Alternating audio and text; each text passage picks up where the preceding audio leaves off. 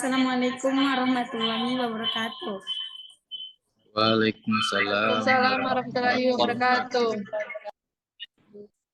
Gimana kabarnya anak-anak sekalian? Alhamdulillah sehat, Bu. Alhamdulillah. Nah, untuk pertemuan kita yang kedua ini, Bu, dahulukan untuk mengambil absen dulu ya. Fatmi Pelita Hikmah, Hadir, Bu. Wifri Aziza, Hadir, Bu. Prasetyo Pramono, Hadir, Bu. Hori Pratama, Hadir, Bu. Juana Romero. Baiklah.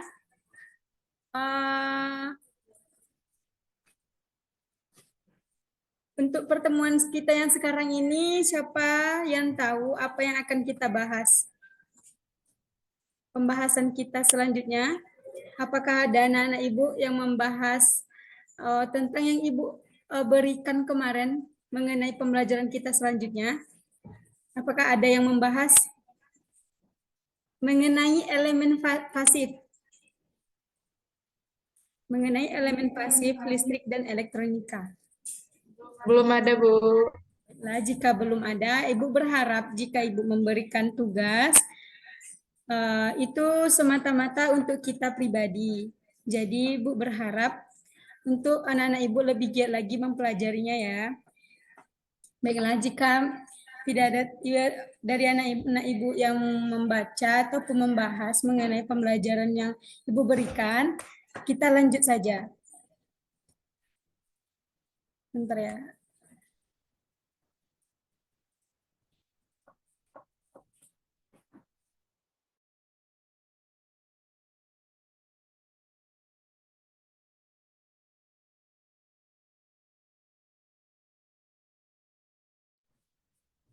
Ada kelihatan? Baiklah. Nah, untuk pertemuan kita yang pertama ini, kita akan mempelajari mengenai elemen pasif, rangkaian listrik arus, searah, dan rangkaian peralihan. Nah, lanjut.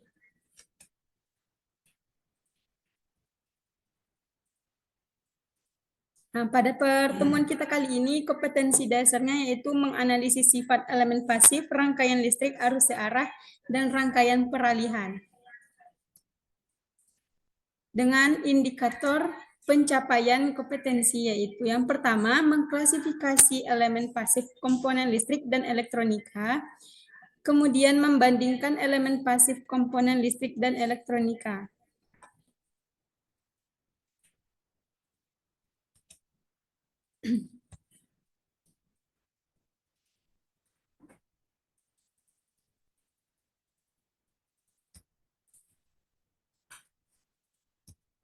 Nah, selanjutnya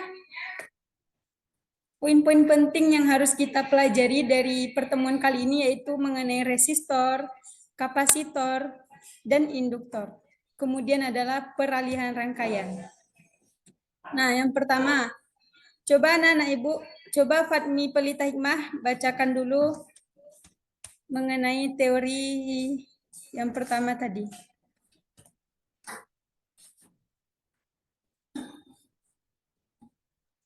Baik, Bu. Saya akan membacakan materi elemen pasif. Rangkaian listrik adalah suatu kumpulan elemen atau komponen listrik yang saling dihubungkan dengan cara-cara tertentu dan paling sedikit mempunyai satu lintasan tertutup. Elemen pasif dapat dikelompokkan menjadi dua, yaitu elemen yang hanya dapat menyerap energi dan elemen yang dapat menyimpan energi. Nah, berarti dapat kita lihat bahwa elemen pasif itu merupakan elemen yang dapat menyerap energi dan elemen yang dapat menyimpan energi. Apa-apa saja jenisnya? Mari kita lihat, yaitu yang pertama adalah resistor. Kepada Juan, boleh dibaca penjelasan mengenai resistor? Baik, Bu. Resistor disebut juga dengan tahanan atau tambatan. Berfungsi untuk menghambat arus listrik yang melewatinya. Semakin besar nilai resistensi sebuah resistor yang dipasang, semakin kecil arus yang mengalir. Satuan nilai resistensi suatu resistor adalah ohm. Diberi lambang huruf R.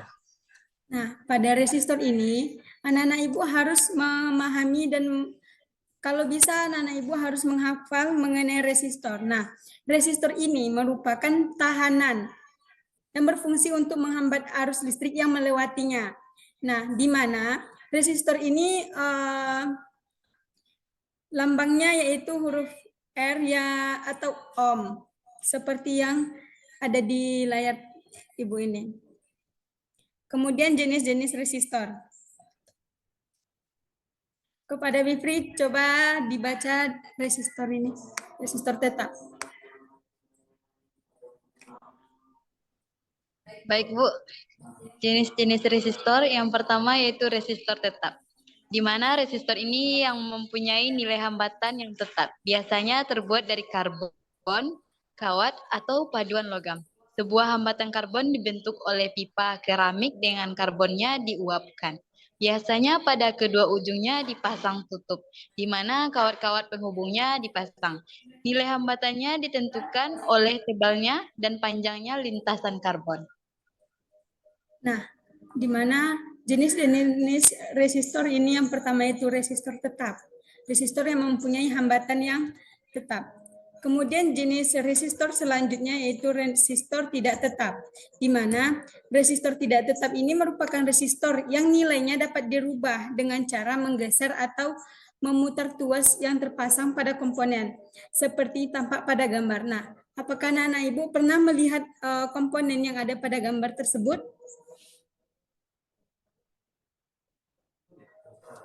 Halo?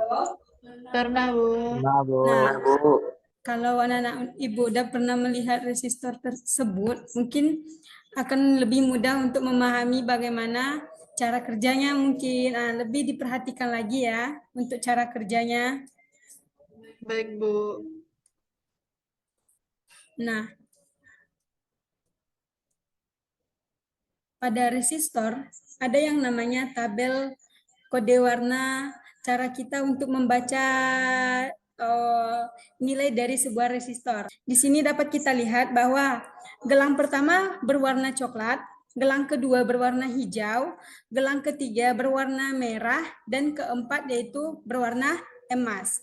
Nah, gimana cara dari pembacaannya yaitu gelang satu berwarna merah, berwarna coklat tadi bernilai 1. Anak-anak ibu bisa melihatnya?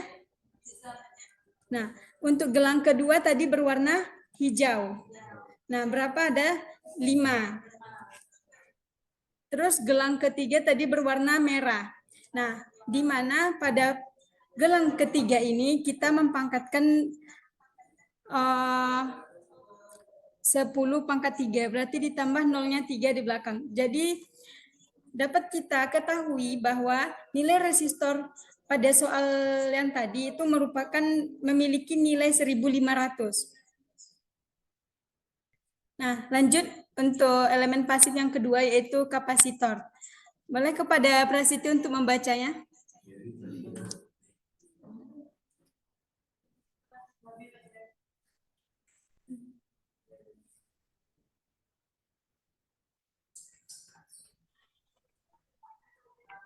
Yang kedua yaitu kapasitor. Alat yang dapat menyimpan energi atau muatan listrik di dalam medan listrik dengan cara mengumpulkan ketidakseimbangan internal dari muatan listrik atau komponen listrik yang mampu menyimpan muatan listrik yang dibentuk oleh permukaan yang berhubungan yang dipisahkan oleh suatu penyekat. Nah, di mana tadi kesimpulan dari kapasitor ini merupakan sebuah komponen yang menyimpan energi juga. Mari kita lihat gimana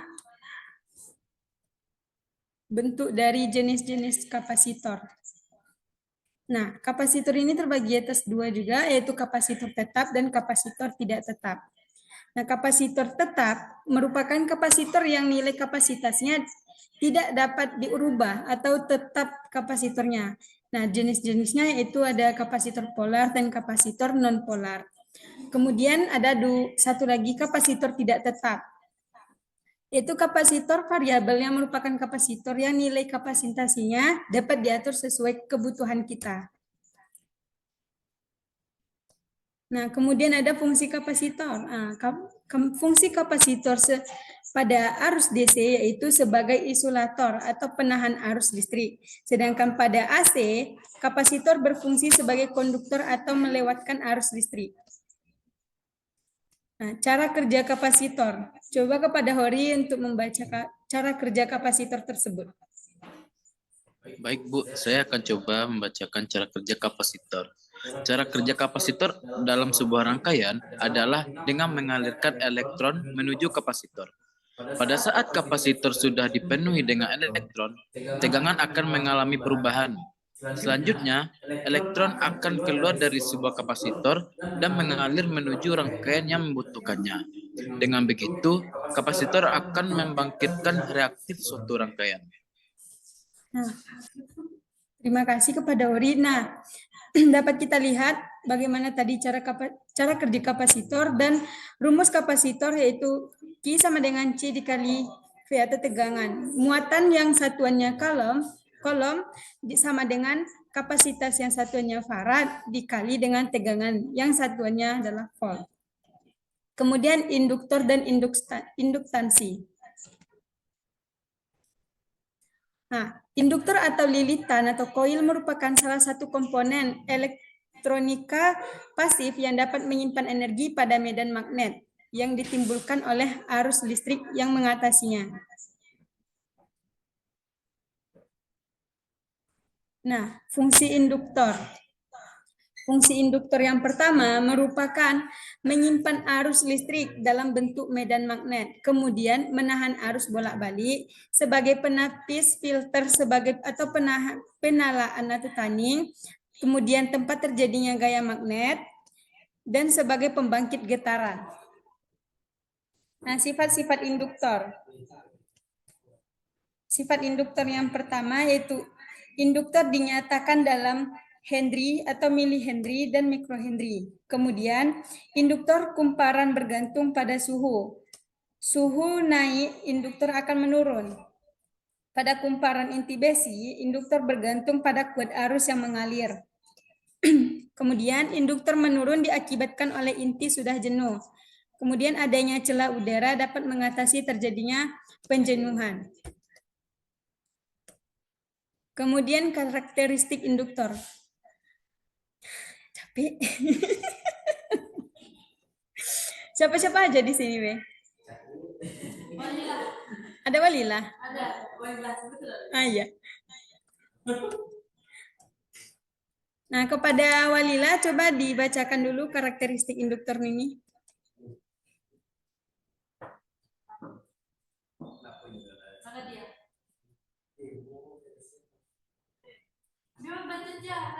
Walila? Ah, boleh. Oh iya.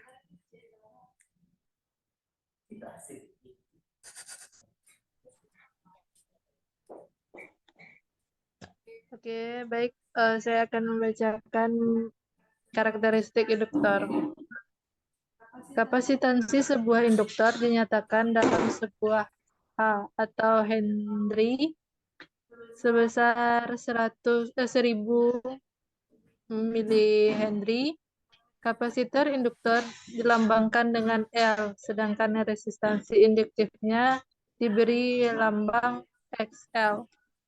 Untuk rumusnya sendiri yaitu XL sama dengan 2 dikali V dikali F dikali L, di mana XL itu adalah reaktansi induktif dengan simbol ohm, P atau V sama dengan nilai 3,14, F adalah frekuensi dengan simbol Hz, L adalah kapasitas induktor dengan simbol Henry.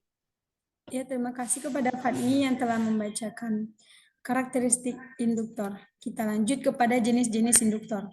Nah, Jenis-jenis induktor ini ada 6 jenis. Yang pertama yaitu air core induktor atau menggunakan udara sebagai intinya. Kemudian ada yang menggunakan bahan besi, ada yang menggunakan bahan farid sebagai intinya, dan ada juga yang menggunakan inti yang berbentuk O atau ring. Atau biasa dengan sebutan yang unik yaitu induktornya itu berbentuk donat. Kemudian ada menggunakan inti yang terdiri dari beberapa lapis lempeng logam yang ditempelkan secara paralel.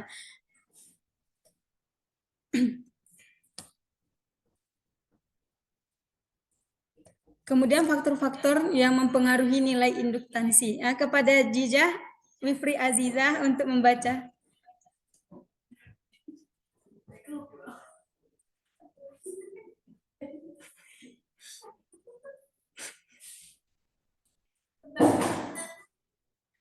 Kepada Jijah. Baik, Bu.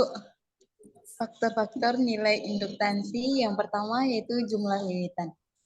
Semakin banyak lilitannya, semakin tinggi induktansinya. Yang kedua yaitu permeabilitas inti, yaitu bahan inti yang digunakan seperti udara, besi, ataupun ferit. Yang ketiga, semakin besar diameternya, semakin tinggi pula induktansinya. Yang keempat yaitu ukuran panjang induktor. Semakin pendek induktor atau koil tersebut, semakin tinggi induktansinya.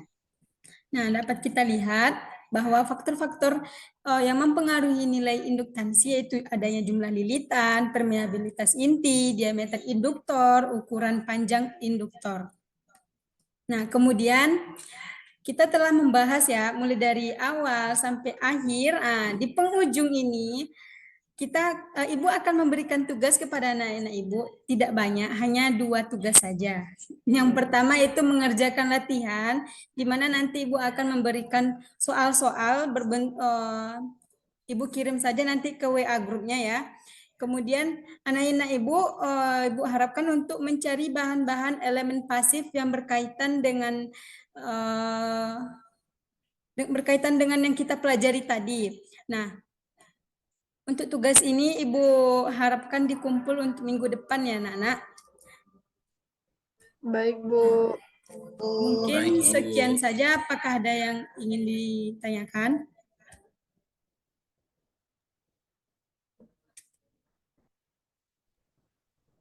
Atau jika tidak ada, apakah anak-anak Ibu ada yang ingin memberikan kesimpulan atau apa aja yang anak-anak Ibu tak ketahui dari yang telah kita pelajari?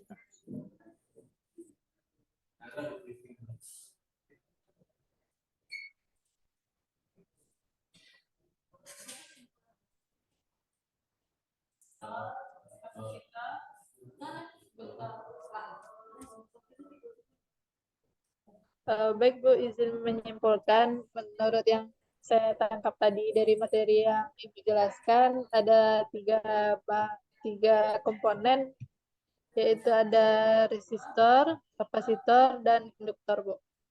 Mungkin hanya itu, Bu, yang saya pahami. Terima kasih, Bu. Ya, terima kasih kepada anak Ibu. Apakah masih ada yang ingin menyampaikan pendapatnya, menyampaikan apa yang dia ketahui? Seperti Hori, Prasetyo, Wifri, gimana? Ayo, sampaikan pendapatnya. Jangan hanya diam-diam saja ya, Nak. Atau jangan-jangan kalian udah tidur? Izin ke toilet, Bu. Iya, Nak. Oh ya, sebelumnya anak-anak, ini ada sedikit gambaran dari tugas yang Ibu berikan. Nanti akan Ibu kirim saja melalui WA group ya. Nah, Siap, Bu.